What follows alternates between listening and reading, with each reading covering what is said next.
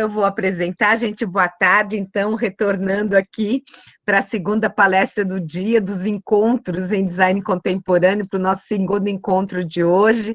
Também tenho o super prazer de receber o Jos Zuliani. O Jos é mestre em design pelo programa de pós-graduação em design da Unesp, campus de Bauru.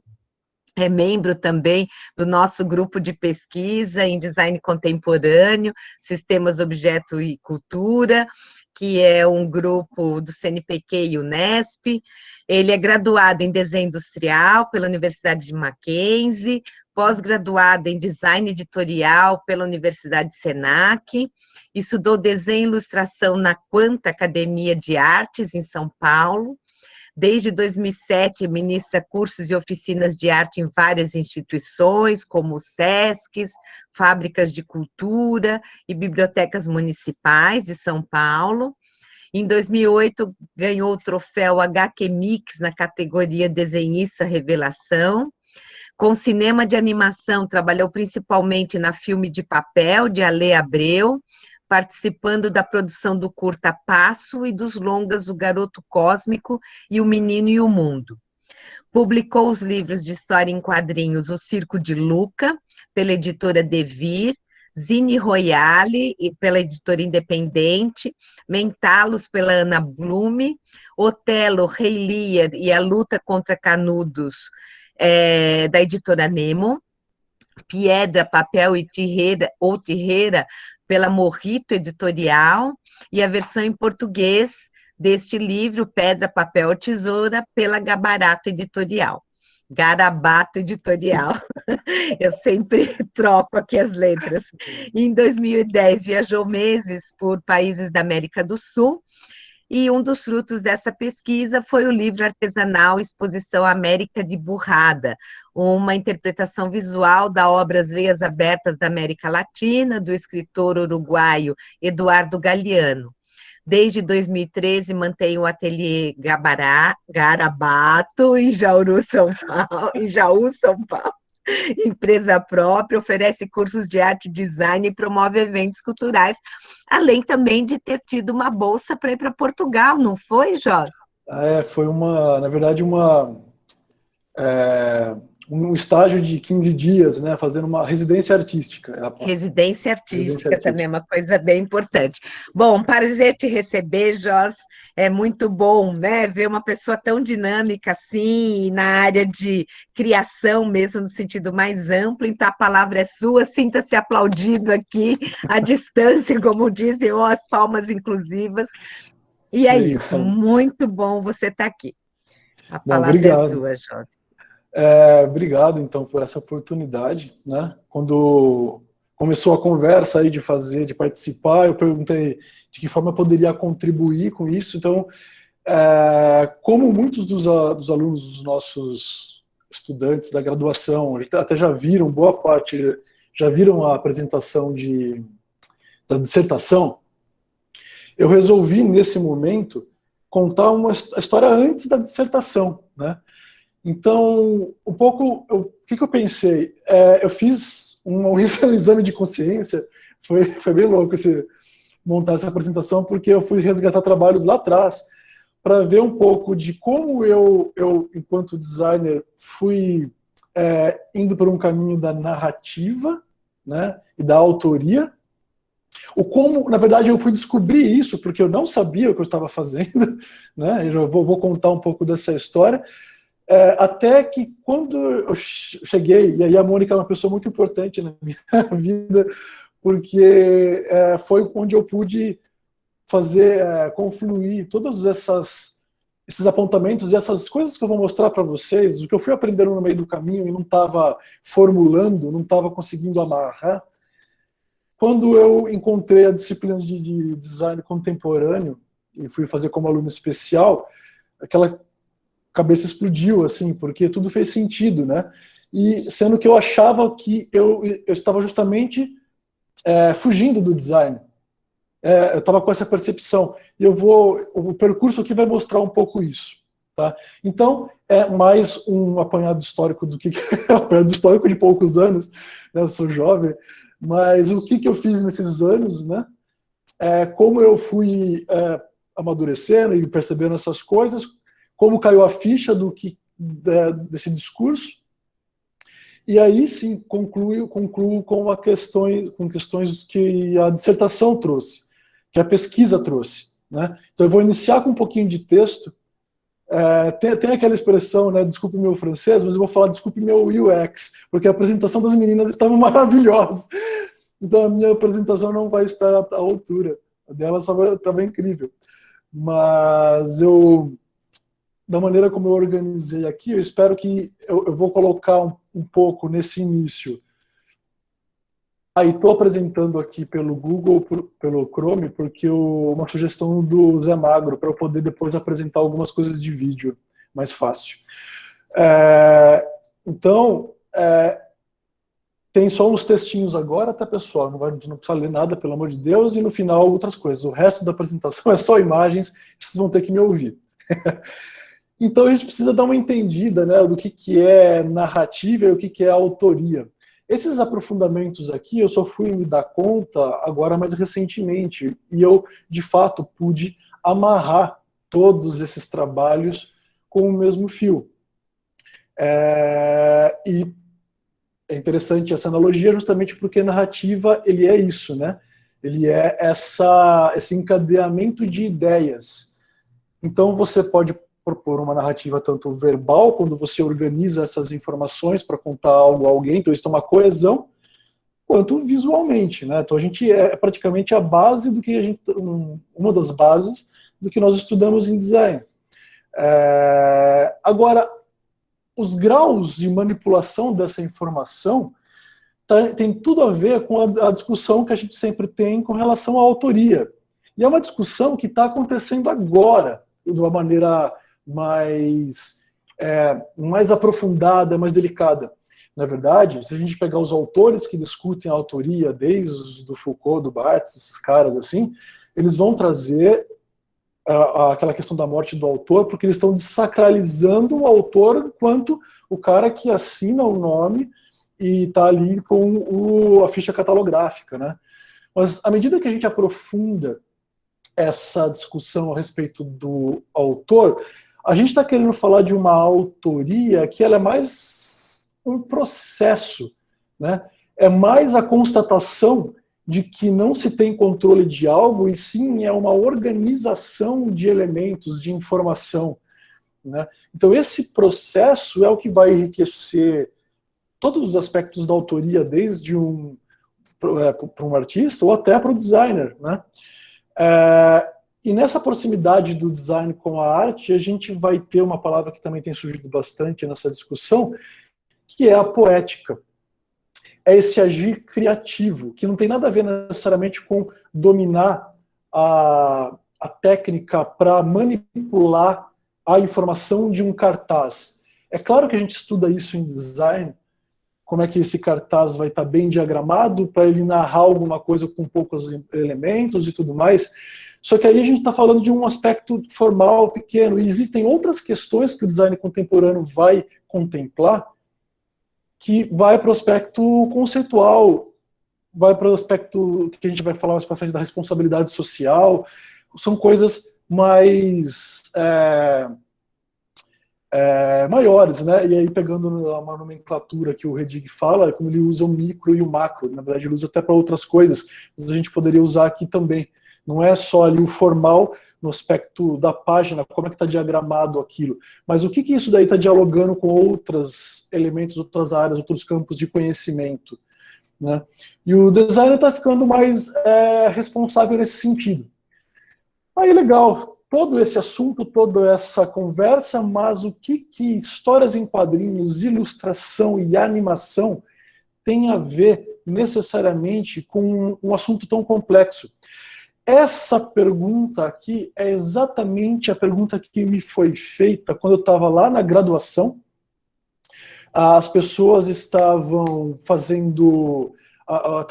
Estava na moda muito o design thinking. Então, eu lembro muito bem, boa parte da minha sala indo fazer TCCs sobre design thinking, outros sobre web design, né? Era esse o momento, assim, e eu queria fazer com algo que tivesse a ver comigo, né? Então, durante toda a minha graduação, eu trabalhei com um editorial, porque livro, enfim, leitura, né, foi algo que sempre fez parte da minha vida, mesmo antes da faculdade. Então, eu estava sempre próximo, estagiando em editoras, então eu estava em contato com a publicação.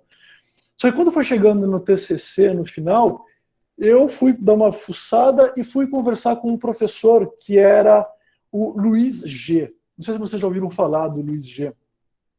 O Luiz G, ele foi um quadrinista, um autor de quadrinhos, ilustrador muito famoso dos anos 70 e 80. Montou grupos como a Laerte, o Angeli e tal. E ele era o professor ali responsável, né, da parte de desenho, quadrinhos e ilustração da universidade. E eu falei, cara, eu tô com um dilema, porque eu já fazia quadrinhos, eu desenhava, e eu não via no design, naquele momento, nenhum respaldo para isso, né? Ou se já existia assuntos teóricos com relação a isso, eu não tinha nenhum professor também que pudesse dar esse embasamento. E ele foi fundamental para falar o seguinte: pega o que você aprendeu em metodologia de projeto, coloca do lado e compara com as etapas pela qual você tem que passar para criar uma história em quadrinho. E eu percebi que você planejar narrativas, seja em quadrinhos, seja em ilustração, seja em animação, ela tem total a ver com design, não só por ser uma mídia gráfica visual, mas pela própria característica formal, pela construção, né? Na época a gente não tinha justamente essa expressão do UX, né, de pensar no usuário e tudo mais, mas se você pensar todas essas mídias como se você fosse, sendo você um designer, você vai ter que pensar qual que é o público-alvo, qual que é o meu discurso, o que eu quero falar, quem que vai receber isso, qual que é a linguagem gráfica visual que eu tenho que aplicar nessa minha mídia agora de quadrinhos, de ilustração, para que as pessoas entendam bem a comunicação junto com o texto e tudo mais. Então eu resolvi fazer um TCC que eu discutisse essas coisas, né? Na verdade, o foco lá, eu só trabalhei com metalinguagem. Mas aí eu elenquei aqui essas coisas, edição de conteúdo, processos de experimentação, para mostrar tudo que eu vou apresentar para vocês, agora aqui nas imagens, e são pontos que eu fui descobrindo aos poucos nos quadrinhos e na ilustração, e como eu poderia acrescentar isso no design. Na verdade, eu fui perceber que tudo isso era design mais recentemente. Eu estava achando, na minha cabeça, que eu estava cada vez mais me afastando do design, por conta de um universo de pessoas que acham que esse tipo de narrativa chega a ser infantilizada e não tem uma seriedade de você, por exemplo, criar uma marca, uma identidade visual de uma empresa, né?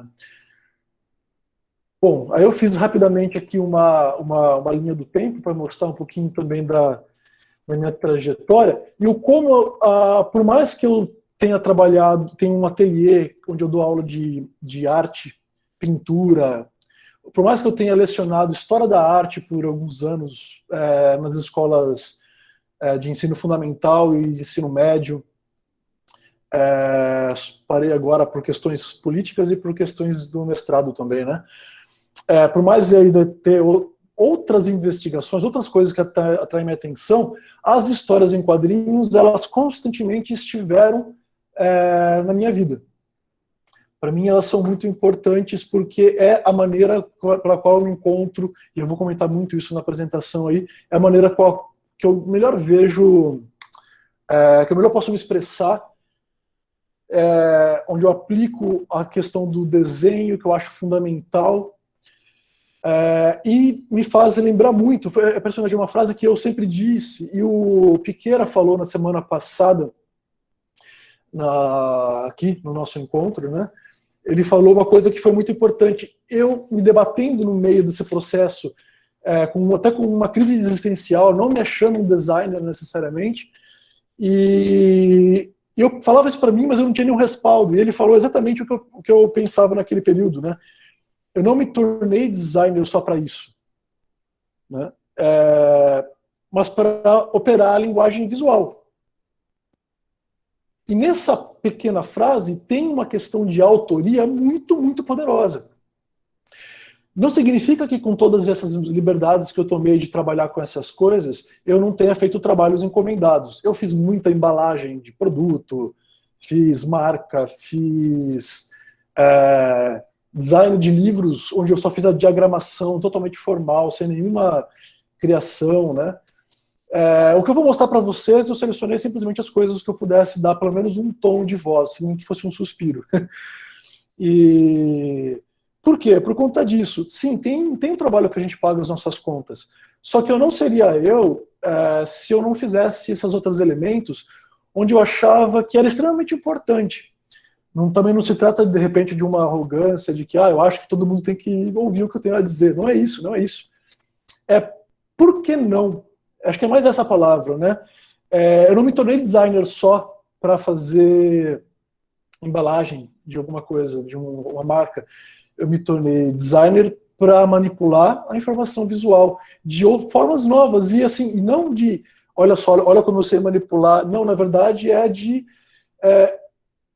ser uma pessoa que está o tempo todo descobrindo formas novas de trabalhar a linguagem visual. Então, tem ali a graduação, fiz uma especialização em design editorial, onde eu pesquisei livro ilustrado. Eu coloquei ali uma viagem que foi fundamental também, onde mudou muito a minha cabeça. São 2 momentos, né? Essa viagem, eu viajei pela América do Sul e ela alterou totalmente os assuntos dos meus trabalhos. E depois o mestrado, ele conceitualizou as coisas aí.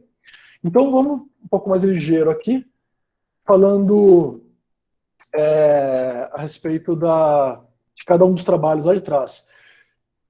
Tudo começou ali num zine. Eu sempre usei os trabalhos da faculdade, para que eles virassem coisas concretas. O Zine Royale, ele era um trabalho de produção gráfica da faculdade. Eu fiz aquele primeiro zine ali, onde eu queria ser um editor. Claro, tem uma história minha, mas eu queria fazer o papel de um editor. Então eu não queria só diagramar, eu queria chamar uma pessoa que tivesse um assunto, pesquisar público, ver a tiragem que eu poderia fazer de fato, real, e aonde eu pudesse vender isso para poder, sabe, fazer de fato isso na prática e ver isso acontecer. Me senti um editor. Então eu estava na faculdade, fiz o Zine Royale, eu lembro muito bem, juntei alguns amigos com R$300, a gente foi numa grafiquinha, eu morava ali na Santa Cecília, de São Paulo, então eu circulava por ali, ela não era gourmetizada como ela é hoje, ela era bem diferente, tinha várias gráficas ali, e tinha uma, eu lembro que custou 90 centavos cada exemplar, a gente fez 300 exemplares, algo assim, e aí lançamos na escola de desenho, ali na Quanta, que eu estava começando a fazer, né? Tem outras coisas que eu não estou falando aqui, mas assim, que me faz muito gostar de ler e de escrever e de editar, manipular histórias, essas coisas, porque eu também eu escrevo até poesias também, algumas das minhas histórias eu escrevo, eu fiz teatro, bastante não parece, mas eu fiz teatro um tempo, e eu vi que não era bom para ser ator, eu resolvi escrever as histórias que eu tinha. Então, algumas peças que eu escrevia viraram as primeiras histórias que estão nesses zines, né? Eu achava que ia ser um dramaturgo. E eu via muito, curiosamente, nesse período da faculdade, assim, eu via muito o papel de ser um diretor de teatro, um dramaturgo, manipular personagens, assim, como um contador de história, um narrador, né? E anos depois, agora no mestrado, lendo um texto do Chartier, o Chartier fala que o autor talvez como um produtor, como disse o Benjamin, mas ele está mais para um diretor de teatro. Ele disse exatamente o que eu tinha pensado ali na faculdade. Obviamente ele escreveu isso muito antes e tudo mais. Então eu comecei, para vocês verem como foi um processo, isso foi em 2004, o primeiro zine, e eu comecei aqui o mestrado em 2017, 2018, né? Então, foi uma escola muito interessante para mim, assim. Então, eu acho importante, recomendo para vocês, alunos nossos da graduação que está aí, e falo nossos porque eu dei aula para vocês também e fico tenho um carinho muito grande por vocês. Mas eu acho muito importante, eu sempre falo de vocês, sempre falei isso nas aulas, pega os trabalhos que foram feitos nas aulas e pratica de fato. A gente fez zines, né, nas últimas aulas nossas, tenta ver como isso rolaria para 100 exemplares, pensa onde seria distribuído, porque isso aqui foi uma escola para mim, né? A aula de produção gráfica só da universidade, ela estava na lousa, estava numa apostila, e não mostrou para mim de fato o que era, e foi visitar a gráfica, sujar a mão de tinta lá com eles, para fazer o preto ficar de fato preto, que mudou totalmente a minha cabeça e falou assim, é isso que eu tenho que fazer na minha vida, esse é o lugar que eu quero estar, né? Outra coisa boa de ser editor foi que me colocou em contato com muita gente. Então eu entrevistei aqui o Brook Caribé, não o Caribé, o Brook Caribé na primeira, entrevistei o Bira Dantas na segunda, entrevistei o Marcati, que é um ilustrador super conhecido, ficamos super próximos, super amigos, o Eloar Guazelli, que é de Porto Alegre, mas também é um super ilustrador aí no quarto, hoje também é um grande camarada, a gente toma cerveja em São Paulo, é um cara incrível. Me possibilitou muitas coisas, assim, isso de manipular informação. Então não é um zine de quadrinhos, tem quadrinhos, mas tem muita informação, tem texto, tem entrevista, tem reportagem. Essa edição era sobre a América Latina, né? Então eu chamei um jornalista mesmo para escrever uma história sobre quadrinhos argentinos. Bom, o meu TCC, quando chegou no TCC, eu cheguei no Luiz G, né? Eu falei, Luiz G, eu quero fazer então uma história em quadrinho, contando tudo isso que é esse processo, essa loucura, né, de fazer quadrinhos, que não é simples, e para mim tem tudo a ver com a metodologia de projeto de qualquer coisa em design. E ele falou, perfeito, então a orientação com ele foi bem interessante. Na verdade, foi um pouco assustador, porque o Luiz G é um cara muito, muito sério.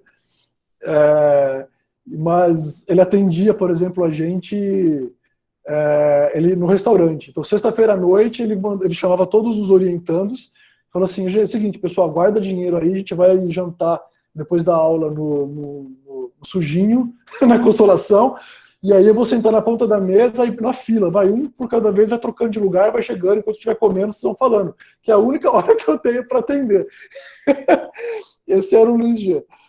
Então você imagina, eu levava, e essa mania meio nerd, eu testava, né? Eu imprimia páginas, eu fazia desenhos, então eu levava uma pasta grande com os desenhos, só chegava na mesa, jogava tudo, e que tentava contar a história para ele, e ele não tinha muita paciência para isso. Essa página especificamente eu gosto de mostrar, porque ela tem uma coisa interessante. A história é preto e branco, e à medida que esse personagem que está criando um personagem para quadrinhos, à medida que ele encontra esse personagem que ele criou, a história fica colorida. Só que era um colorido normal, e aí é aquarela, né? Só que quando eu fui imprimir, para entregar para ele, acabou o amarelo da minha impressora. Aí eu levei para ele assim, sem um tom de amarelo, tá vendo? Só tem, né, cian, magenta, preto, mas não tem amarelo, não tem yellow. Aí eu mostrei para ele, assim, pedindo desculpas e tal, que não, desculpa, isso aqui. Aí ele falou, desculpa o quê? Não, é porque tá mal impresso e tal, se você quiser eu trago outra. Ele falou assim, não, tá, isso daqui, na verdade, é o seu trabalho. Mas como assim? Se você colocar o amarelo aqui, eu te dou 0. Mas por quê? Ele falou assim, presta atenção, você fez uma página sem um canal de cor e é de uma história em quadrinho que fala sobre histórias em quadrinhos e sobre impressão, e sobre, né, processos gráficos, e sobre... E aí que eu me toquei de novo. Eu precisava usar justamente essas falhas a favor. Então eu tirei o canal do amarelo de tudo que eu fui desenhando, pintando e tal, e aí o amarelo ia aparecendo aos poucos, à medida que o personagem ia se descobrindo na história. Então é um livro que ele é um trabalho de graduação. Eu terminei ele, eu fiquei tão feliz. A história eu que escrevi, ele era uma peça de teatro, eu fui mudando e tal.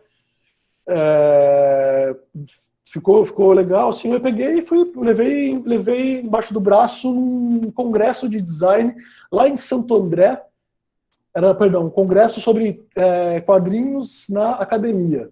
Só tinha aluno da USP, porque na USP tem um centro específico sobre narrativas e quadrinhos e tal.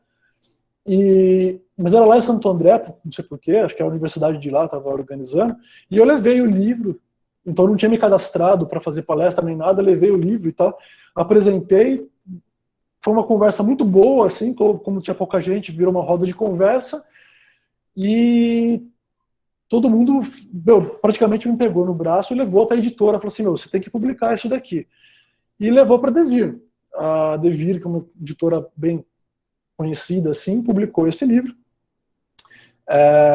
E aí tudo realmente foi uma mudança muito grande, porque os trabalhos, de repente, começou a ter muito trabalho de desenho.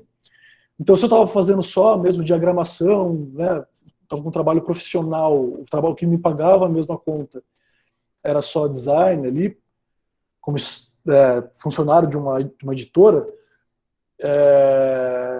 nesse momento eu comecei a ter trabalho de quadrinhos mesmo, a editora contratar para fazer um quadrinho, uma ilustração e tal. Foi bem interessante, foi uma série de palestras a respeito, então esse livro é muito importante para mim, né?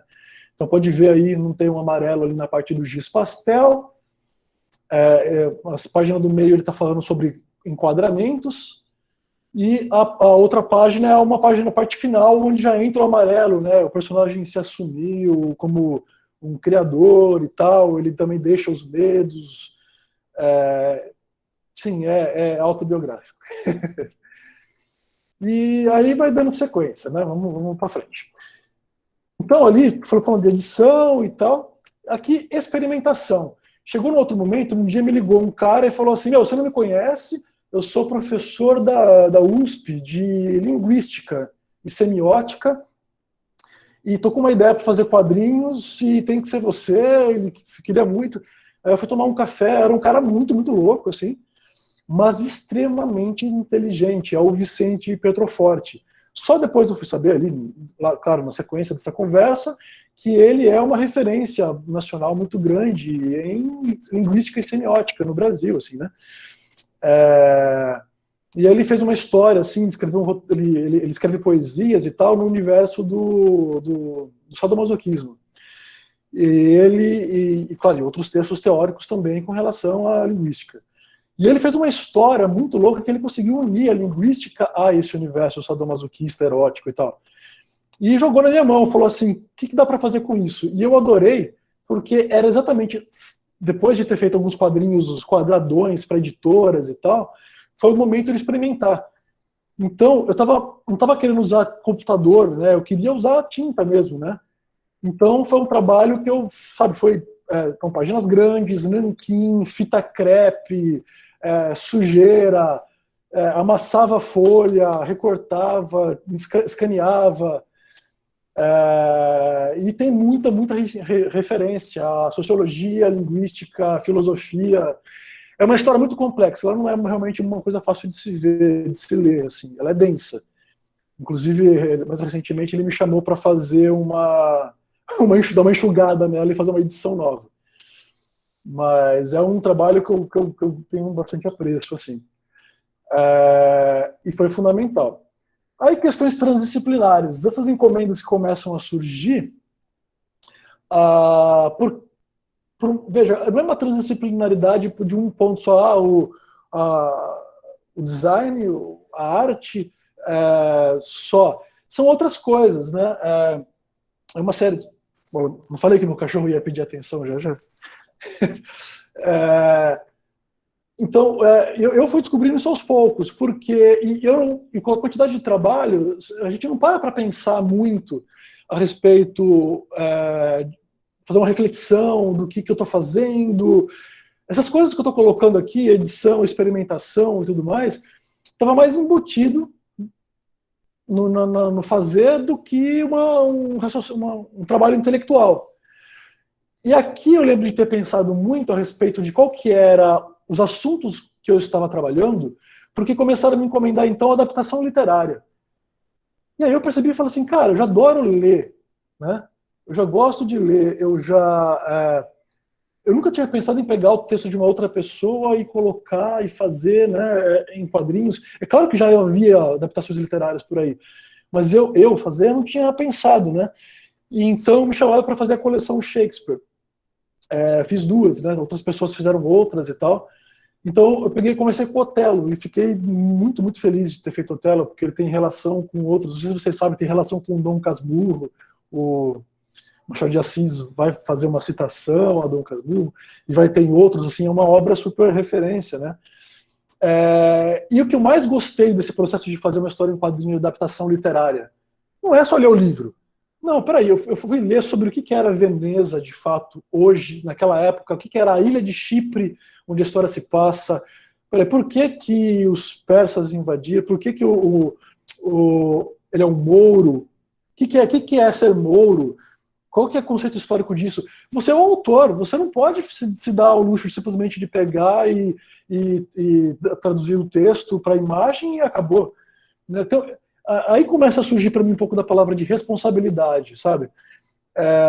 Não só responsabilidade pelo autor original, mas responsabilidade por quem vai ler isso de fato, né? Tem que ser, eu tenho que entender essas pessoas que vão ler, né? E tenho que fazer um trabalho digno. Então o Otelo me abriu muito a cabeça para esse aspecto, né? Outra coisa que me ocorreu bastante foi com relação a questões, justamente pelo Otelo ser humor, eu fui ler bastante, foi algum momento na minha vida onde eu comecei a ler justamente sobre as questões raciais, né? Eu tinha recebido uma crítica a respeito do Circo de Luca que eu não tinha entendido, eu só fui entender anos depois. Um dia, uma pessoa, um jornalista veio chegar e falou assim, cara, legal, parabéns pelo trabalho pela primeira vez, ter feito e tal, mas mas todo mundo é branco, só os homens têm opiniões de verdade, uma opinião que vai fazer diferença de fato para a narrativa, né? Tirando a menina que era lá na minha história, tá? Não nessa daqui, no Circo de Luca. Tirando a menina que é o par romântico do cara, e eu não tinha me caído a ficha, era muito novo, acho, sabe? E com o tempo eu fui começando a ler, a entender essas coisas. E eu acho que, sem dúvida, a percepção disso é muito importante. Assim, independente da época, alguma hora tem que se tocar. O Otelo foi importante pela questão racial e o Rei Lear foi muito importante para mim pela questão política e também por uma questão social, que é a questão do idoso. Tem como um pano de primeiro plano a respeito de ele ficou velho, então ele enlouqueceu. Mas você vai ver, na verdade, é simplesmente um preconceito contra o idoso, né? E uma ganância por poder e tudo mais.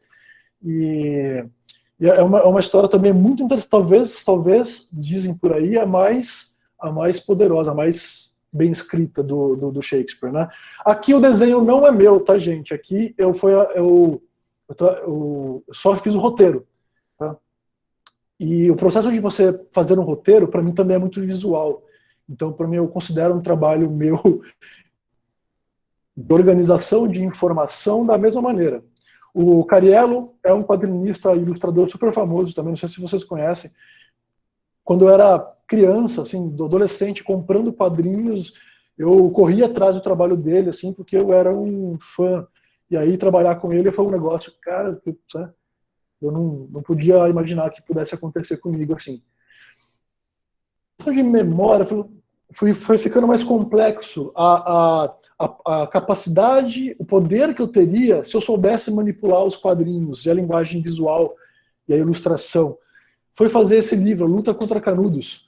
O meu amigo roteirista, o Daniel Esteves, ele, ele veio me chamar para fazer esse trabalho e tal, justamente porque ele sabia que era um cara meio fuçado, né, que queria fuçar a respeito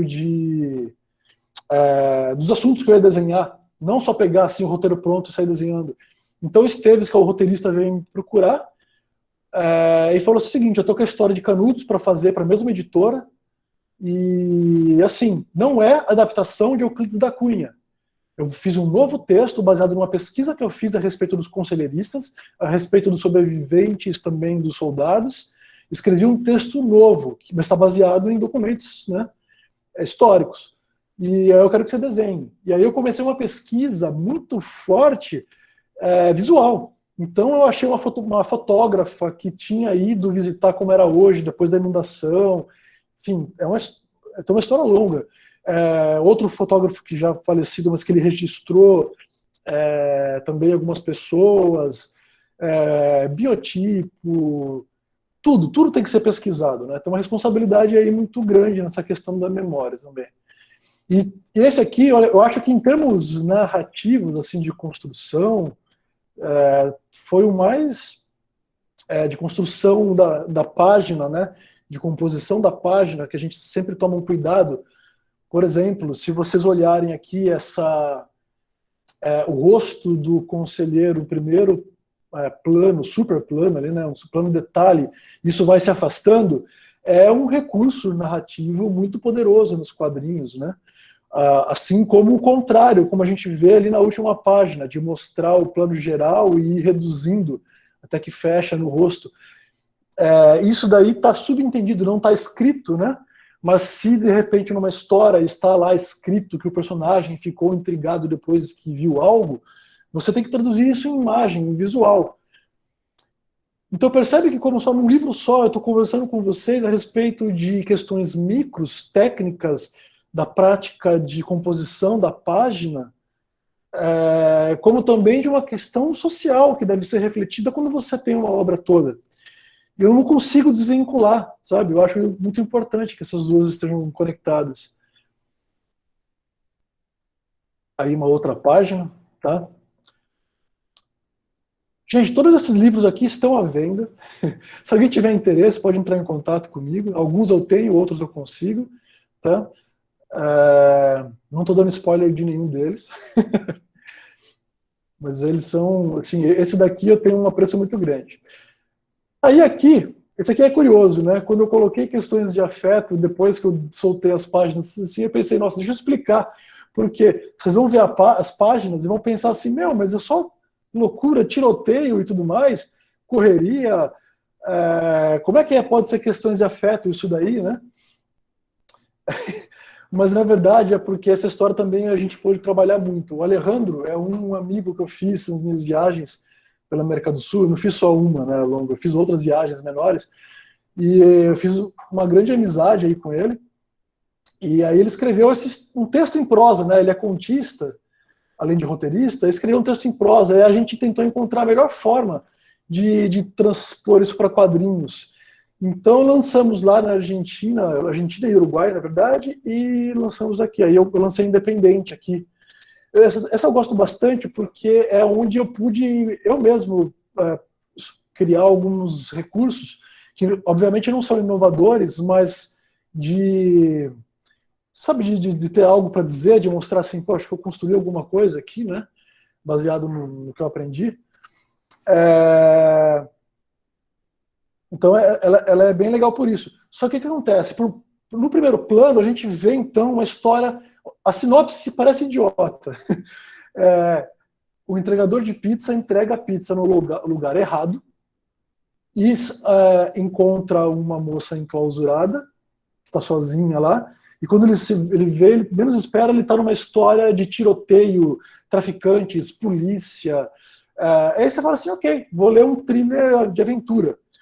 Só que ela tem, no pano de fundo dessa história, ela tem, na verdade, uma questão ali de pessoas que não têm muita opção ou uma desigualdade social ali, e até de alguém que tem um super status social, um dinheiro e tal, mas ele não cuida da família dele e não dá atenção para a filha. Ele tem uma questão bem machista também ali, que um dos personagens lida com a filha, e a filha ela vai ser ali um catalisador dessa história toda.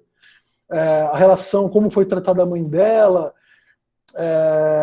e a gente vai assimilando essas informações aos poucos, sabe?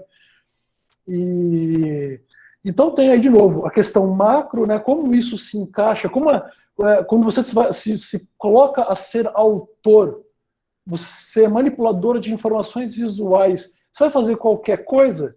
Você vai simplesmente ali fazer uma história de super-heróis, que como tem muito por aí, alguma coisa meio rasa e tal, ou você vai de fato atingir questões delicadas, porque não é porque você quer atingir questões delicadas, mas espera aí, repara na sua vida, né? Olha a sua volta, o que está acontecendo? Como que é a sua família? Como são as famílias das pessoas que você tem contato? Então, torna tudo um pouco mais real, né? E aí na questão micro, na linguagem visual, aqui também pude explorar algumas coisas, tive algumas liberdades aí gráficas que para mim são muito, muito interessante e fundamental na hora de contar uma história. Tem uma questão aí de composição, hierarquia do olhar, de como você conduz o olhar, qual que é a posição do personagem, para onde você vai colocar o personagem, as linhas de movimento, fazer a pessoa ter sempre uma necessidade de virar a página, de querer mais, né?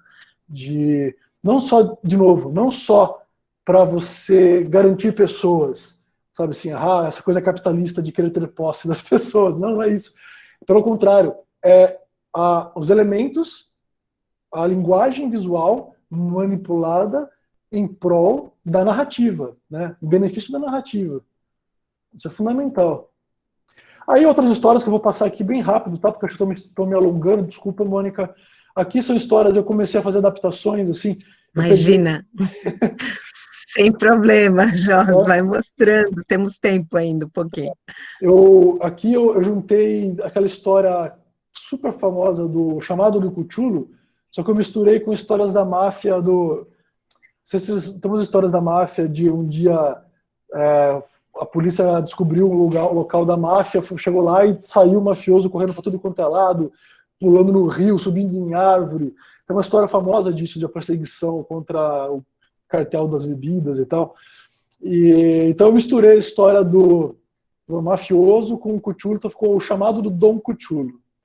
Uma história... Só que aí que tá, eu pude fazer essa brincadeira, mas eu estava já colocando, por exemplo, para mim já era importante nesse momento colocar a mulher protagonista, porque é extremamente difícil, e você tem que sim sair do lugar comum e ler, pesquisar e conversar para saber contar uma história que tenha minimamente, de fato, que seja real, como de fato uma mulher pensa. Como é que você vai fazer isso, né? Se você não tiver o mínimo de vivência social, né? De novo, questões raciais e tal. A personagem ela tenta trabalhar com isso também por conta de um outro personagem. Tem pesquisa histórica também nessa daí. Nessa daqui foi em 2006, antes do fatídico, ou melhor, depois do fatídico golpe e antes do fatídico segundo golpe. Eu tinha feito essa história, Admirável Gado Novo, em 2016, que é uma mistura de Admirável Mundo Novo com Tiradentes, com a história da Inconfidência Mineira. Essas histórias aí, essas misturas, eram para um livro, para uma editora de Curitiba, que encomendava essas misturas, assim, né? Então, o meu personagem ali, o Bernardo, ele é um cara que lê filosofia, lê... E é um mundo onde tem aquele pensamento, onde as pessoas não podem ela tem a hora de pensar, tem a hora de raciocinar e tal, e aí contrastava um pouco com isso. Reparem, pessoal, a mudança de linguagem. Eu recebi várias críticas com relação a isso. Por que cada história você coloca uma linguagem diferente, um traço diferente? Pedro, essa história se passa aqui nos anos 50, né? Além de ter a questão histórica de eu querer dar uma roupagem diferente, tem um público e uma dimensão, né? Que você vai montar um cartaz, o que você vai colocar ali, que pesquisa você vai fazer, qualquer peça, vocês sabem muito bem disso. A linguagem visual tem que estar atrelada ao conteúdo. E nesse daqui, que era uma história futurista, eu alterei totalmente a questão dos requadros. Esse daqui é uma adaptação do El Coloquio de los Perros, do Cervantes. Então eu fiz aí 2 cachorros que saem do lugar que eles moram e andam pela floresta e encontram ruínas de uma civilização antiga, provavelmente pré-colombiana, eles não falam isso e tal, e onde eles têm traçam um outro diálogo aí. São 2 cachorros conversando. Esse cachorro com uma orelha para cima e outra para baixo é o meu cachorro. Bom, e aí a gente vai chegando num outro momento da história, daquela linha do tempo que eu mostrei para vocês, que começa um pouco das inquietações teóricas, porque questões de conteúdo, né, essas coisas, eu fui trabalhando bastante, assim, tomando bastante cuidado com relação a isso. Mas eu comecei a perceber que eu precisava de um pouco mais de ação. E, mais uma vez, não só por fazer, mas assim, porque eu não estava encontrando uma justificativa para o meu trabalho se eu não tivesse, de fato, um engajamento social. E isso levantou para mim muitas questões, muitas questões. Eu lembro de ter discussões com outros conhecidos designers assim, que falam assim, legal, mas para de se preocupar, não adianta, estamos no capitalismo, você tem que... E eu não consigo ver dessa forma, não consigo. Eu entendo que estamos no sistema capitalista e precisamos, sim, fazer um trabalho que vai pagar o aluguel. Beleza. Mas essa ambição, esse olhar, essa preocupação, né, essa operação da linguagem visual, de novo, que o Piqueira comentou a respeito do que é que você acredita, ela é fundamental. Ela é fundamental porque, além de você se manter, né, sadio nesse mundo maluco, você está, sim, transformando o mundo. E eu acho que vai totalmente de encontro com os pensamentos do design contemporâneo que nós falamos, que a gente discute bastante com a Mônica em aula, e nos grupos de pesquisa, que é isso, não basta a gente produzir coisas. O mundo já produz muitas coisas, já gasta muita coisa, já consome muito mundo. A gente precisa transformar o mundo. Então, vamos usar o material, usar esse conhecimento nosso para transformar o mundo. Então, esses pensamentos meio crus lá atrás, que estavam na minha cabeça meio bem crus mesmo, eu comecei... o livro que eu levei junto na minha viagem, que era as Vias Abertas da América Latina, eu fiz essa releitura visual, onde cada página desse livro ele é um capítulo da exploração pelo qual a América Latina passou. Se tornava também uma justificativa para que eu pesquisasse mais, para que eu lesse mais sobre a América Latina, sobre cultura indígena, sobre o indígena brasileiro, né? Então esse livro é o meu primeiro livro artesanal. Na verdade, cada página foi feita ali na mão, com colagens e tal, só que eu pego as páginas, aí eu escaneei, eu mando imprimir uma tiragem por demanda, tipo, alguém me encomenda, eu vou lá e faço mais um, faço mais 2. Aí eu reúno tudo isso, faço uma capa manual para cada edição. Uma capa diferente para cada edição. E para mim é um grande estudo de linguagem visual do material, da publicação, né? Porque a cada página que você vira, essas veias vão propondo um novo momento, uma nova tensão, até que essas veias vão se tornando, né? Até que elas vão se tornando as minas de Potosí e esse vermelho explode na página. E quando tem essa explosão maior, volta ao branco, e aí começam umas explorações mais contemporâneas, a exploração da água, a exploração de florestas, né, a questão amazônica, vai chegando mais nesses pontos, né? Então é um livro que eu tenho bastante apreço. E os originais dele ali é colagem, tinta acrílica, nanquim. depois vai ter esse livro aqui, que não quero viajar muito na história, mas eu pratico o budismo, e é uma das coisas pelo qual, nesse processo de amadurecimento, de encontrar qual que é o meu discurso, ou até quem eu sou, eu fui atrás de coisas que me fizessem sentido, e para mim o budismo faz muito sentido. E nesse processo eu peguei e fiz uma brincadeira visual, desenhei algumas coisas do ensinamento do Lama Padmansanten. Fiz, mas deixei, né? Eram só essas imagens assim. Eu vou até mostrar aqui um videozinho, acho mais fácil disso, vou até trocar. Se por acaso não aparecer, vocês me falem, tá? Mas aí, mais recentemente, eu transformei isso em livro, depois das nossas aulas ali com a Mônica, a gente conversando no lab mesmo, eu vi que essas imagens que eu tinha criado, que eram em craft, carvão e guache, eu vi que essas imagens poderiam ser transformadas em livros, né? E fiz isso depois. Inclusive a edição nova dele, a última que eu fiz dele, que eu mexi um pouco, eu dediquei para o nosso querido amigo Luiz, do Lab. Se aparecer para você, eu vou tentar... Não, peraí, vou coisar agora, rapidão. Acho que agora vai.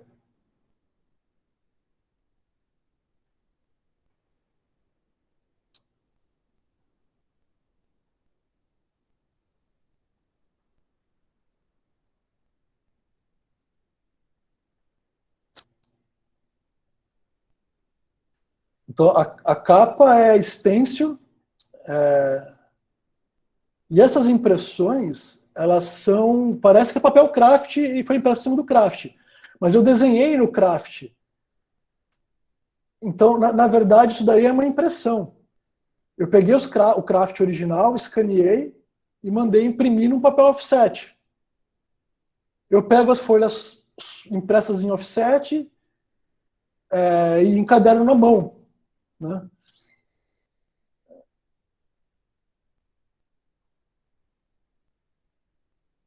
Então, nessa publicação, o branco é o papel. Esse craft, na verdade, é a cor impressa.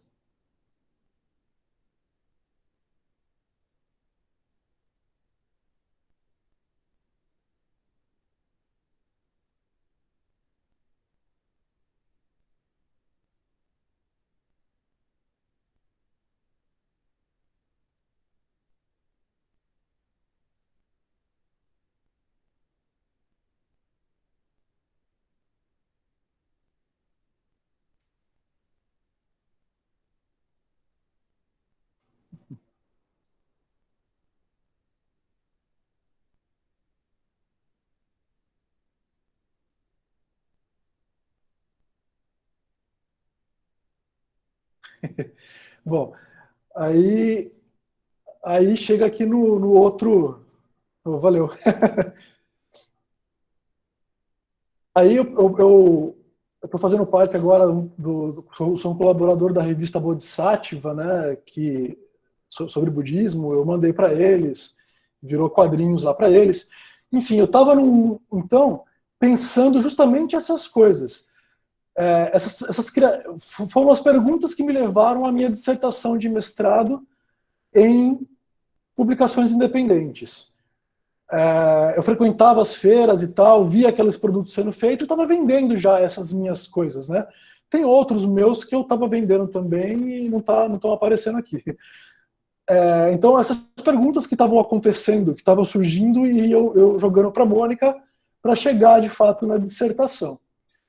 Esse aqui é o trabalho mais recente que eu fiz, onde eu resolvi perder a vergonha e mostrar para o mundo as minhas poesias. Então eu peguei poesias que eu escrevo há muito tempo e algumas que eu escrevo mais recentemente e fiz um livro totalmente artesanal, tirando que o texto impresso é na minha impressora, aqui mesmo. Então, capa de tecido, tudo capinha montada à mão, é tudo colocado com elástico. As impressões todas de imagem é tudo xilogravura, linoleogravura, carimbo. Eu coloquei um elástico que é para as pessoas poderem tirar os desenhos de dentro da encadernação e, se quiser, puder enquadrar, sei lá, fazer alguma outra coisa com essa imagem, né? Foi um trabalho assim que eu gostei bastante. Estou fazendo novas edições, se alguém quiser também, a gente pode pedir. E assim, eu me encontrei aqui, sabe? É o tipo de coisa que eu quero fazer, né? Continuo fazendo os trabalhos por aí, mas é aqui que eu olho para mim e eu vejo a minha cara, sabe? Esse tipo, assim, de projetar isso, né? Como a gente vai falar que isso não é um trabalho de design, né? Toda a metodologia para isso, a criação tanto de conteúdo, como ver quais são os processos envolvidos, quais são as etapas, qual é o custo, e as técnicas artesanais, que também está muito em voga na contemporaneidade, é muito importante para a gente levar isso em consideração. Vai também de encontro com as discussões novas que nós estamos colocando para dentro do design contemporâneo, e fala muito no grupo de pesquisa, que é a preocupação do designer no mundo, né? Como é que a gente está usando o recurso, o bem viver, se a gente vai fazer impressões à torto e direito e não ter uma responsabilidade com relação ao meio ambiente e assim por diante, né? Temos questões aí que eu acho que o independente artesanal está indo a calhar não só por um fetiche, mas por questões sociais pertinentes e urgentes. Mônica, você ia falar alguma coisa? Joss, desculpa, só para te falar que a gente tem mais uns 15 minutinhos. Então eu vou correr vou aos finalmente. Então, assim, tudo passa rápido, né? Realmente o que eu queria mostrar é que mudou, é que eu não consigo mais ver o meu trabalho autoral se eu não tiver alguma reflexão. E qualquer uma dessas imagens, assim, ela vai ter uma narrativa, não só tem uma imagem fixa, não tem narrativa. Não, pelo contrário, ela tem toda uma história por trás dela. Aqui tem uma pesquisa dos indígenas brasileiros, eu vou correr super com as imagens. Aqui trabalhos editoriais eu vou passar também. Eu vou chegar só no ateliê para ir direto ao assunto. Então, só para falar aqui do ateliê, eu achei que era muito triste guardar essas coisas para mim. Então, eu mantenho um espaço onde eu monto discussões a respeito disso tudo. Tenho alunos de diversas técnicas. Agora, com as aulas virtuais, eu estou tendo que me virar. Tanto aula de desenho, pintura e tudo mais, a gente está tendo que chegar aí em outra... mas está dando resultado, né? Outras atividades que o ateliê organiza, sessão de modelo vivo com os grupos de teatro e circo da cidade. A gente montou o Urban Sketch Jaú, que também tem toda uma questão aí importante. Eu monto debates com frequência, que por exemplo esse aqui do Paulo Freire, teve alguns outros menores, esse aqui foi o nosso maior, aqui no espaço mesmo. Naquela pesquisa indígena, isso aí vai virar livro ainda, eu fui visitar a aldeia Caingangue e parte dos materiais que eu produzi, estou usando para a venda deles, ajuda a montar o espaço novo deles, porque eles moravam literalmente num ex-chiqueiro de porco, né?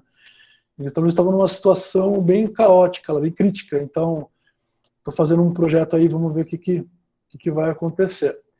E para finalizar, o trabalho que eu estou fazendo atualmente de histórias em quadrinhos está em processo. Aliás, gente, se tiver alguém aí da turma que trabalha forte com cor, tá, pintura digital, entre em contato comigo. Eu vou precisar de alguém para fazer cor digital. Essas cores aqui são minhas, mas o tempo urge dessa história aqui. E é uma história de um cara que está justamente pesquisando os inconscientes. Então ele vai visitar aldeias e entra num universo indígena enigmático, no folclore indígena ele vai caminhar, né? E aí eu não vou falar do meu mestrado, porque tudo isso daí na verdade está diluído, né? Senão a gente vai muito longe. Eu acho que responder as perguntas vai ser mais interessante. Eu só mostrei aqui umas coisas finais do meu mestrado para mostrar como, no final das contas, o mestrado ele é um ponto final de uma reflexão que eu venho trazendo há muito tempo, sabe? Ponto final não, pelo contrário, ele abriu mais questões, está me deixando louco. As novas questões estão me deixando talvez até mais louco. Mas ele é fundamental para fechar um ciclo, acho que é melhor isso. Fechar um ciclo, um momento e uma linha de raciocínio, eu estou muito satisfeito assim, com esse momento. Acho que eu nunca me vi tão satisfeito com o que eu faço do que quando eu olho esse ciclo se fechando com a dissertação de mestrado. Gente, é isso. Eu queria muito saber a opinião de vocês, então por isso que eu acelerei o final. Ai, Jos, obrigada. Dá vontade de ficar aqui mais umas 2, 3 horas, né, com você. Mas, infelizmente, todo mundo tem compromisso Sim, sim, sim. também, então é legal nas perguntas ou nos comentários, aí você vai mostrando alguma coisa que faltou para mostrar. Sim, sim. Uma outra coisa para os alunos de tópicos que estão aqui, o Jos já mandou a apresentação dele, tá? Então, já está lá no Drive, o Zé Magro já colocou lá. Jó, você quer que eu vou lendo aqui para você ou você consegue acompanhar o chat também? Nossa, aqui para mim tem mais de 30 mensagens, não sei se, se eu vou perder o fio. Aqui, ó, vamos lá. A Ana Laura dando os parabéns, Bruna, Cleiton, Rafael falando que suas falas, trabalhos e processos são inspiradores, adorou participar. Obrigado. Thaís, foi bem difícil para mim ver essa palestra e não ter todos os livros. A Thaís de Paula, lá, Thaís, aproveite e já encomenda. A Isabela, muito obrigada pela palestra, parabéns pelos trabalhos, adorei. Queria perguntar se você tem alguma dica de como desenvolver um estilo, traço de desenho. Eu amo ilustrar, mas cada hora faço um jeito diferente do outro, e até hoje não descobri qual é o meu estilo. Quem que fez a pergunta? A Isabela de Isabela. Matei Lugli. Legal. Isabela, é um negócio assim que eu continuo procurando. Apesar das pessoas ainda falarem, não, eu já saquei qual que é o seu desenho, eu vi o desenho lá, achei que era seu, fui. Apesar disso notarem, eu acho que ele é natural, e se você trava em cima disso, você acaba não encontrando. Agora, um exercício que é interessante para isso é de fato você se rodear das coisas que você gosta, né? Sem o menor pudor, não tem o menor problema você de fato estudar estilos de ilustradores e técnicas de quem você admira. Então, por exemplo, teve uma época que eu fazia tudo igual o Mattotti, italiano, não sei se vocês conhecem. O Mattotti é um ilustrador e quadrinista italiano que é impressionante. Eu estava nessa crise existencial igualzinho, assim, e eu comecei a ler tudo dele, comprei coisa pela internet, não tinha muita coisa no Brasil, e copiava literalmente, sabe? Até que uma hora é natural, você não vai fazer mais igual, você vai acabar fazendo outras coisas. Só que você descobre questões suas por você estar fazendo algo que te faz bem.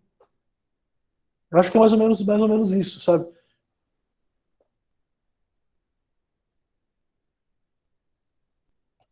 Ó, o Otoniel fala muito criativo o seu trabalho, o Obrigado. Joso Clayton fala sobre as HQs, muito lindas por sinal. Vejo Obrigado. que valoriza bastante as tomadas e enquadramentos, esquadrinhamento bem fluido e conectado numa escola lá, Will Eisner, e suas artes sequenciais. Você se inspira em particular em algum artista ou estética em específico? Parabéns pelo belíssimo e expressivo trabalho. Obrigado. Não, você não tem a dúvida que eu... Ó, tem outro joense aqui, agora que eu vi. Não tem a dúvida que o Eisner é fundamental. Inclusive, a minha dissertação, perdão, a minha graduação ela eu ainda não estava muito acostumado à leitura teórica, né? Então ela é muito Will Eisner e Scott McCloud, e mais alguns outros, assim, né? Mas, assim, é basicamente eles, que são os caras que você deve conhecer, o McCloud também. Então, toda essa parte de enquadramento que eu faço hoje, eu acho que é total Will Eisner, porque é realmente uma escola, assim, onde você vai fechar o quadro, você está contando algo. Se você vai colocar um detalhe da pessoa segurando, tirando algo do bolso, ou seja, uma cena longa, ampla, e a pessoa está colocando a mão no bolso, é outra coisa, sabe? Então, manipular essa informação é fundamental. Isso eu aprendi de fato no Eisner. Mas os autores que aí de fato me fazem pensar, eu me identifico mais hoje, e talvez eu acredito que tenha a ver com o que eu faço hoje, pode parecer um negócio piegas isso, né? Meio mas é tudo europeu. Eu piro muito na narrativa europeia. Eu gosto muito do quadrinho europeu em vários sentidos, do quadrinho português até o quadrinho belga. E são diferentes, não são iguais. O quadrinho o português, o espanhol, o francês, o alemão, o belga, o italiano, são totalmente diferentes um do outro. Tem ali algumas coisas que a gente fala quadrinho europeu, mas é que ali eu acho que por muito tempo se preferiu usar técnicas manuais do que computador. E para mim foi fundamental para chegar no estilo próprio, assim.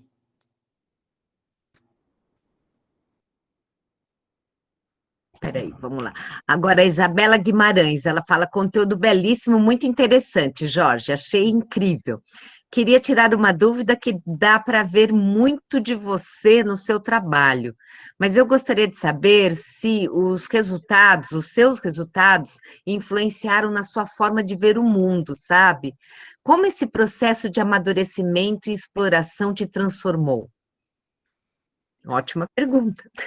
Excelente pergunta. Na verdade, eu acredito que a apresentação que a gente está fazendo aqui, ela é sobre isso, sabe? É sobre como cada trabalho começou ali bem cru e até, como que fala? Em alguns problemas falhos, como eu falei lá, a questão racial, a questão... E aí, à medida que eu vou descobrindo um elemento novo, isso é fundamental e eu tento aprender com isso e aplico nos trabalhos seguintes. Mas os que mais marcaram, de fato, foi a questão da viagem pela América do Sul. Eu fiquei quase 6 meses, acho que foi 5 meses. E foi fundamental para mim isso, porque a gente vê que a gente está... estamos aqui, de repente, cada um tem sua realidade, mas existem outras realidades muito diferentes. Aí eu pensei, peraí, não preciso ir lá para a Bolívia para ver uma realidade muito diferente. Eu posso vir aqui. Então eu comecei a olhar também para questões sociais aqui.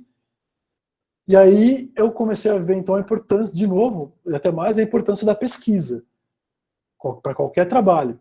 Aí depois entra a pesquisa acadêmica, comecei a sentir falta de conteúdo mais teórico, né? Então é um passo a passo para cada trabalho, assim, sabe? Questões sociais, questões políticas, questões teóricas, filosóficas, esse meu reencontro com o design, isso foi fundamental, porque eu achava que eu não estava fazendo design, porque alguém disse isso e eu acreditei, e reencontrar justamente com a terminologia design contemporâneo, ver que tudo isso está, de fato, dialogando, e existe a transdisciplinaridade que discute com todas as outras áreas, eu falei, não, eu não posso me limitar. É isso que foi transformador para mim. Olha, várias pessoas, Jos, elogiando, falando que foi ótima palestra e tal, e a Lara Vieira Coelho, ela fala o seguinte, lindo trabalho, impecável. Jos, você acredita que ter uma narrativa, reflexão, né, por trás de cada trabalho, ajuda no processo de criação das ilustrações e a exercitar a criatividade? Sim, sem dúvida. Quem perguntou agora foi a? Foi a Lara Vieira Coelho. Eu acho fundamental, porque, por exemplo, o que eu tenho feito agora, até porque meu tempo ficou mais escasso, com pesquisa, com aulas, meu tempo para ilustrar ficou mais escasso. Então eu acabei, ao mesmo tempo que eu selecionei o que eu vou pegar de trabalho, coisas que têm mais a ver comigo começam a me procurar. E aí entra esse ponto que você falou. Eu penso assim, se eu vou pegar esse tempo e me dedicar à ilustração, né, ou né, chegar sexta-feira à noite, né, que agora não quero fazer nada, vou abrir um vinho e vou desenhar. Mas eu penso assim, peraí, mas do que eu quero falar? Então, eu tenho as minhas leituras aqui, as leituras teóricas, eu tenho as leituras de literatura normal também. Por exemplo, eu li outro dia o Mia Couto, um livro que ele fala sobre velhice, e me veio muitas coisas a respeito disso e tal. Aí eu fui e comecei a fazer a respeito disso, porque o assunto está ali, tá quente, e isso te dá muito mais propriedades. E você vai ver que você vai utilizar recursos que não tem nada a ver com o que é padrão no cenário mercadológico. Por quê? Não é porque o mercado está usando um traço de tal jeito que você precisa usar para falar de tudo. Você vai perceber que para aquele assunto necessita uma outra sensibilidade, um outro tato, e aí você pode explorar novos materiais e resolver aquela solução. Então, para mim, o conteúdo, o assunto vem antes da execução. É isso. Jó, está dando um delayzinho no final da sua fala, a gente não conseguiu ouvir o finalzinho. Então eu comentei que, assim, para mim, acaba o conteúdo, né, a reflexão, o pensamento, vem antes do ato de desenhar, nesse momento. Então, eu trabalho com um tema que eu estou familiarizado, que eu estou lendo, que eu estou refletindo, eu acabo escrevendo sobre isso, porque eu gosto de escrever, e aí quando eu sento para desenhar, seja um trabalho para alguém, ou para mim, como eu falei, né, sexta-noite eu gosto muito de abrir um vinho e ficar ali desenhando aleatoriamente, vai sair coisas dessa reflexão. Né? Tem um livro que eu comprei agora sobre o wabi-sabi. Já ouviram falar sobre o wabi-sabi? Que é aquela cultura japonesa do rústico, do simples, do minimalismo, né? Que é muito mais complexo que isso, na verdade, mas é uma leitura muito interessante, me trouxe muita coisa, escrevi muito. Eu comecei a olhar, fui atrás de trabalhos meus e comecei a ver cantinhos e trabalhos sujos, sabe? Manchinhas e coisas, e comecei a trazer isso, assim, trouxe de volta, para ficar olhando para isso, para lembrar, assim, aqui que tem linguagem, aqui tem informação. Eu me identifico muito mais com isso. Mas veja, olha o arco que eu fiz para chegar nisso, sabe? Então eu acho que a reflexão, a leitura vem antes da execução. Legal. Jos, tem duas perguntas aqui que eu acho que elas se relacionam, então eu vou ler as duas na sequência, mas daí se tiver alguma dúvida você me fala, tá? O Matheus Augusto Tavano pergunta: Jos, você tem mais preferência por materiais tradicionais de desenho comparado com os digitais? Tem algum motivo específico? E fala que é uma ótima palestra. E a Ana Caneco fala: amei seu trabalho. Como ilustrador, você percebe que o uso de técnicas tradicionais, como nanquim e aquarela, estão se perdendo no mercado de trabalho? Então, a primeira pergunta sim. Os materiais tradicionais de desenho comparado com os digitais e quais os motivos? Eu priorizo mesmo para tudo, onde eu puder colocar. Né? Até nesse que você está vendo do último quadrinho, que é cor digital, até chamei alguém para me ajudar, para dar tempo. O traço é o lápis. Minha arte final é o traço a lápis. Eu não faço uma arte final de nanquim nesse, nem de escanear, nem digital. Eu só coloquei a pintura digital aí para acelerar um pouco o processo. Mas eu priorizo hoje, assim, enquanto identidade, a questão do manual. Porque eu percebi que, no final das contas, que a minha identidade, eu acho que ela é um pouco, de forma, pelo amor de Deus, sem querer achar que eu defini isso, que a minha identidade é tal, porque ela está em construção ainda. Mas eu me sinto muito mais confortável com a sujeira. Né? Eu me sinto muito mais confortável com o erro, com o imprevisto. Então, se eu usar só o digital, eu percebo que eu corrijo muito, eu fico em cima tentando limpar, ainda mais que eu sou virginiano, eu fico tentando limpar aquilo, arrumar e tudo mais. E quando eu faço uma aquarela e ela é acidente, eu gosto muito do Cárcamo, né? Uma vez eu fiz uma oficina ligeira com o Cárcamo, ele falava assim, a aquarela é administrar erros. Acho isso lindo. Não tem nada certo na aquarela. Eu falei assim, como é que eu vou errar? Vim aqui para errar, sabe? Eu adoro esse jeito. Então, é jogar as coisas ali e ver acontecer, porque existem forças maiores que eu. E que bom, né? Então, é um pouco de identificação pessoal com o resultado final do trabalho. E a segunda pergunta está respondida? Não, na verdade, a Ana pergunta se essas técnicas tradicionais, como nanquim e aquarela, estão se perdendo no mercado de trabalho. Se você percebe isso, como você percebe? Eu acho que ela teve uma queda, né? Quando eu me formei nesse meio, assim, tava uma febre de desenho de computador absurdo. Quando eu me formei e fiz aquela história que tinha guache, o Circo de Luca, tinha guache, giz e tal, aquilo eu não esperava, mas foi uma surpresa para as pessoas, porque estava todo mundo desenhando igual super-herói, sabe? Com brilhozinhos feito no computador Photoshop e tudo mais. Então, naquele momento ali, isso foi contrastante. Eu acho que, por mais das limitações que aquele livro tenha, acho que foi isso que foi o diferencial dele. Então, durante ali o período os anos 90 teve muito computador, os 2000 inicial, só que à medida que eu imagino que muito pelo governo Lula, assim, teve um acesso melhor, os preços caíram, houve um acesso a materiais muito mais interessantes, que as escolas se sentiram também confortáveis para dar esses cursos e oferecer e colocar nas práticas, né? Eu acredito que foi um processo social, assim, que fez todo mundo falar assim, eu vou colocar um pouco mais a mão na massa com um giz pastel que não vai custar meu carro, sabe? Eu acho que isso aconteceu um pouco. Então eu percebo que agora, nesse momento, está tendo uma preocupação com técnicas manuais muito grande no meio da ilustração, né, atualmente. Voltou. Tá. E aí, o Léo Camargo fala assim, Jorge, eu também sou de Jaú e queria saber sobre como você se sente sobre o mercado de trabalho. Cidades pequenas, entre aspas, influenciam na procura por trabalho? Você recebe mais trabalhos locais ou de todo lugar? Como o seu trabalho é mais específico e manual, você sente que tem espaço no meio de tantas pessoas atuais que fazem também, entre aspas, design? É melhor saber um pouco de tudo ou se especializar em algo mais direcionado? Várias perguntas. E também, se se perder, você vai falando, eu vou te falando. Também nota. Mas o que acontece?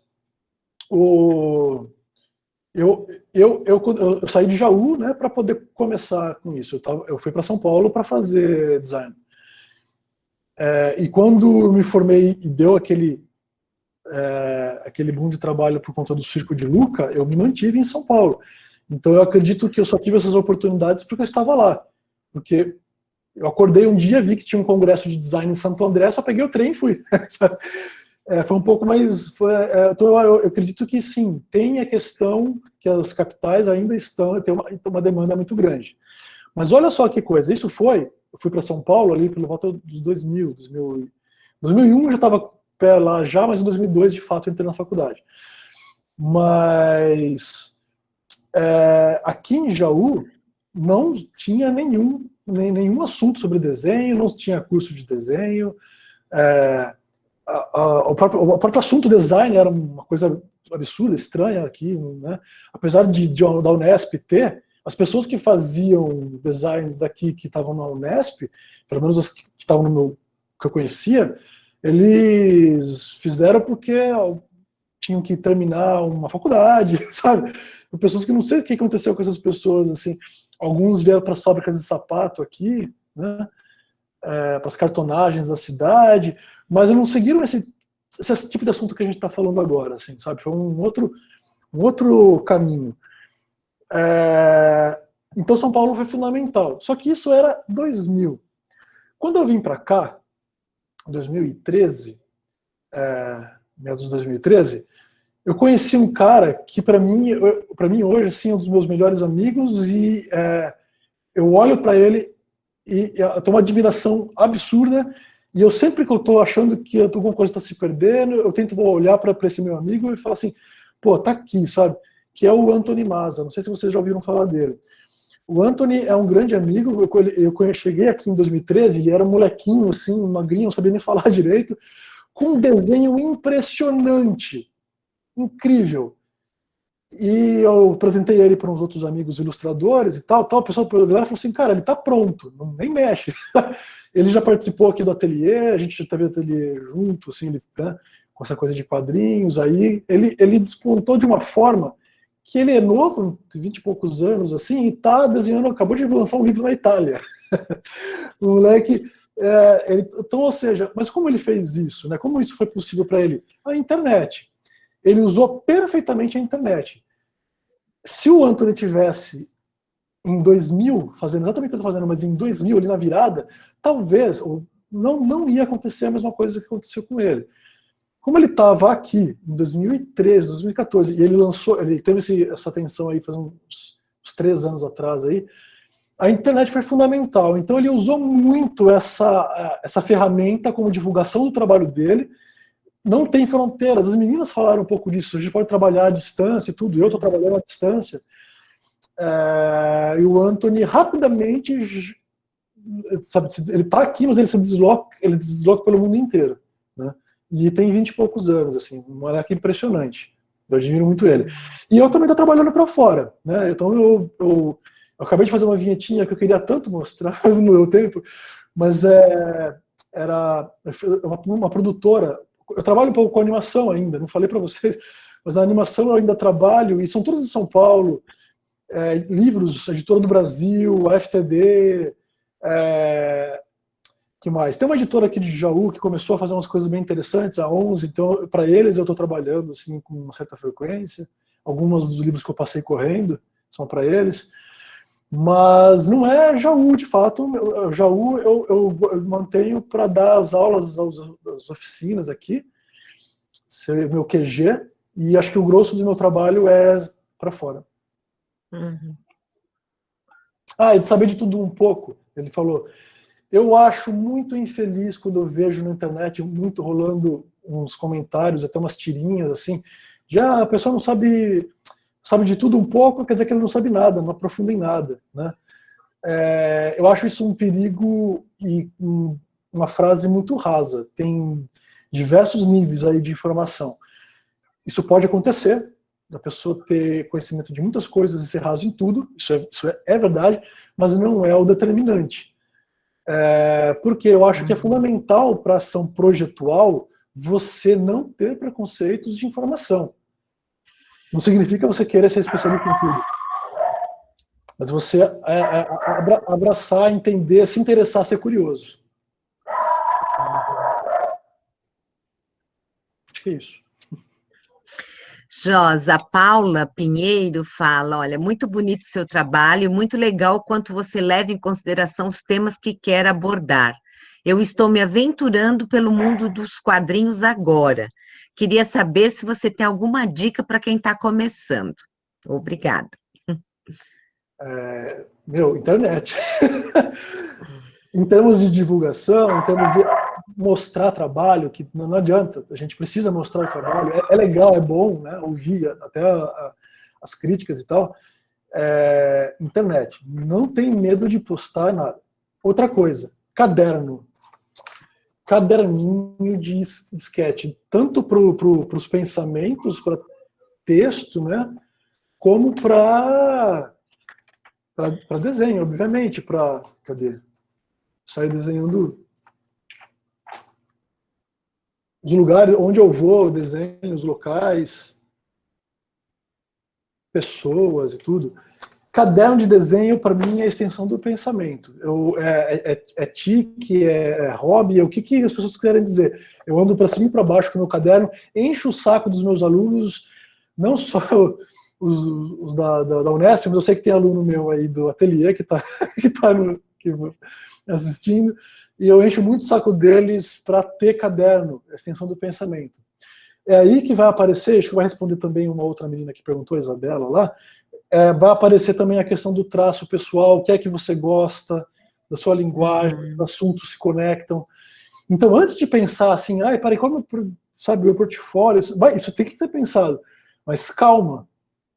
Primeiro se diverte, pensa o que você quer falar, o que você gosta, deixar isso íntimo, né? O ato de fazer desenhos íntimo.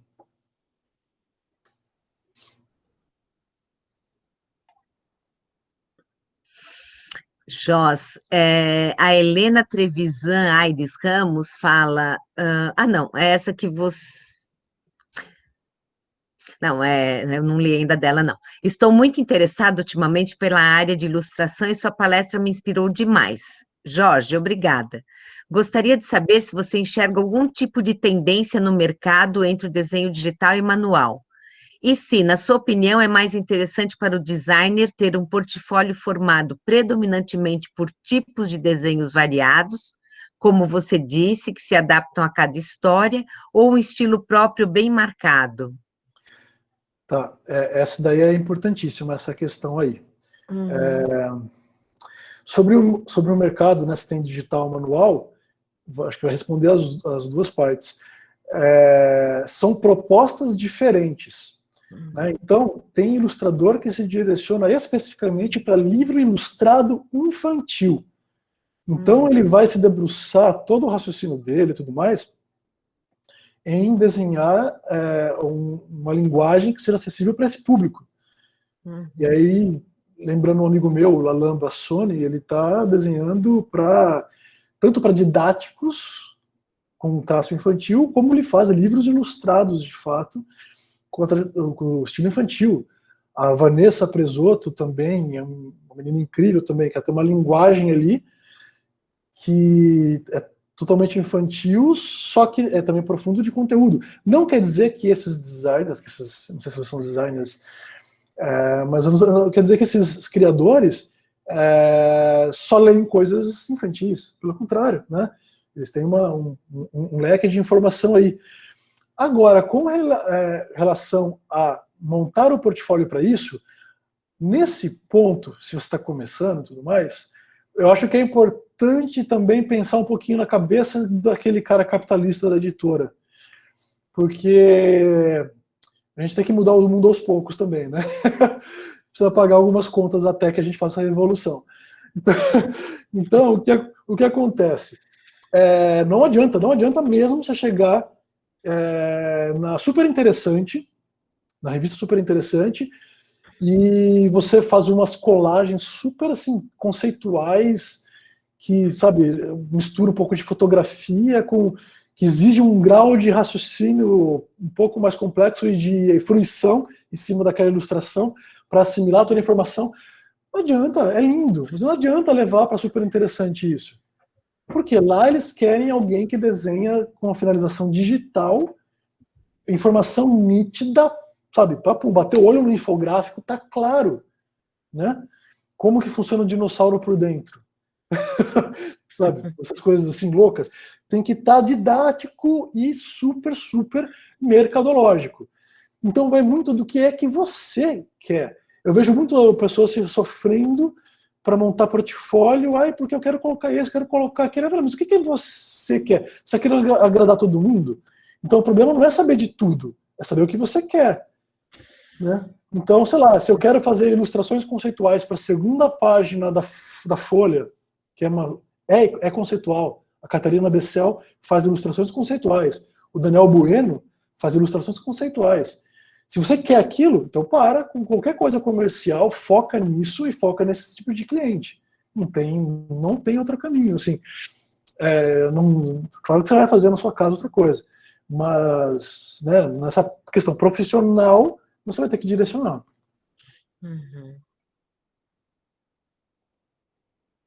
É isso? Tem mais? Tem mais, sim. A Sofia Grella Freder, ela fala, Joss, eu já ilustro há algum tempo e sempre me interessei muito por quadrinhos independentes. Leio bastante as produções brasileiras. Eu queria começar a produzir histórias em quadrinhos também, mas tenho muita dificuldade em levar o escrito para o visual. Você tem recomendações de exercícios ou leituras, dicas para tirar esse bloqueio para eu começar? Adoro muito o seu trabalho. Obrigado. Obrigado. Assim, peraí, vamos por partes aqui. Uhum. Respondendo essa última que está fresca na cabeça, tem muito, na verdade, livro agora teórico de quadrinhos, assim, né? Só que não, eu acho um perigo, tá? Esses quadrinhos acabam usando essas técnicas de como fazer quadrinhos, acaba engessando. E para mim, a melhor aula de quadrinhos foi quando eu li uma página do Laerte e do Angeli na Piratas do Tietê. Se vocês conhecem a revista Piratas do Tietê, ou já ouviram falar, a Laerte e o Luiz G fizeram uma história que era assim, era fotonovela. Eram eles, assim, no topo de uma escadaria lá em São Paulo, né? E aí eles, assim, vamos fazer quadrinhos. Aí eles se jogam. E a fotonovela, eles caindo. Isso é na segunda página. Quando chega na quarta página, eles estão no final lá, de novo, próxima edição. Não tem como, porque se você tem que fazer algumas coisas e você vai quebrar a cara porque você vai ver que não vai funcionar. Em termos de ritmo, em termos de como você usa a unidade de medida da página para dividir em quadros, para alterar a velocidade, o time de leitura, tudo isso tem que ser feito. Vai ter muito erro. Como que começa isso aí? São interessantes. Os dois livros do Will Eisner são realmente básico para isso, que é o Arte Sequencial e o Narrativas Gráficas. São dois livros excelentes. Inclusive, o Narrativas Gráficas, ele dá uma ampliada, vai falar da arte, vai falar de gravura, vai mostrar gravuristas do século XIX que já faziam arte sequencial, e aí vai aprofundar o assunto de conclusão de um quadro a outro a partir daí, né? Outro cara que fala muito da conclusão de como trabalhar um quadro com o outro é o Scott McCloud. Então, se você quer teoria mesmo, assim, algumas táticas tem aí. Anota aí, tem outros caras que escreveram sobre a estrutura dos quadrinhos, o Nobu Chien, com CH. Posso escrever aqui. É um grande amigo meu, ele fez um livro muito interessante, Nobu Chien. Talvez o Google dê uma arrumada aí se tiver alguma letra faltando. Mas é um cara, ele é um pesquisador de quadrinhos, ele não faz quadrinhos, então ele fez um texto teórico muito interessante. E tem outras coisas que aí eu coloco no meu curso de quadrinhos, eu coloco porque eu vi em outros lugares e também criei algumas coisas novas. Então eu não só para você, mas para todos, eu fico à disposição para conversar depois, tá? Sobre técnica. Tem um exercício interessantíssimo de conclusão, que eu acho fundamental. Então, eu fico à disposição para chegar em coisas mais específicas. Bacana, Josa. Agora tem mais aqui. A Gabriele Beatriz pergunta, fala, né? Nossa, sua mostra da trajetória percorrida dá até uma luz. Sua participação foi muito importante para esse incentivo da exploração de histórias ilustradas. Sempre gostei dessa parte de design editorial mais tátil, mas meu curso é mais voltado para produto. E queria saber o que você acha de quadrinhos que misturam desenho e colagem, como a comédia trágica ou a tragédia cômica de Mr. Punch. E se você acha interessante plataformas de publicação online como Tapas ou Webtoon? Webtoon. Plataformas online, aí eu vou ficar devendo bastante, porque primeiro que eu trabalho como tinha essa coisa muito, deu uma travada aqui, vocês estão me ouvindo ainda, né? Não. Estamos, às vezes corta. Então, o que acontece? Eu acabei me afastando dos quadrinhos digitais. Eu recomendo muito você acompanhar as reflexões que sempre fazem nas redes sociais um roteirista de quadrinhos chamado Cadu Simões. Eu vou escrever o nome dele aqui. Ele é um super defensor do quadrinho digital, do quadrinho das plataformas de quadrinhos. Quer ver? Cadu Simões. Ele é um cara fundamental assim, na discussão, inclusive teórica, a respeito de quadrinhos digitais. Aí eu não sei se essas plataformas que você está falando agora, se elas são como umas que é tipo um Netflix de quadrinhos, sabe? Surgiram algumas assim, eu vi, e eu acho que tem que ter tudo, sabe? Tem que ter quadrinho virtual, quadrinho para ser lido igual página convencional, quadrinhos que usam a linguagem dos GIFs para novas coisas. Eu vou também colocar logo mais, eu só preciso lembrar o nome dele direito aqui, um cara que está fazendo quadrinhos com animação de uma maneira impressionante também. Esse eu tive contato no Instagram, vou colocar já. Então eu acho que tem que ter tudo isso. Só que aí eu não sei dizer, não sei fazer uma apreciação crítica, sabe? Porque não é a minha área, eu acho que já fica um pouco difícil, sabe? Fica um pouco...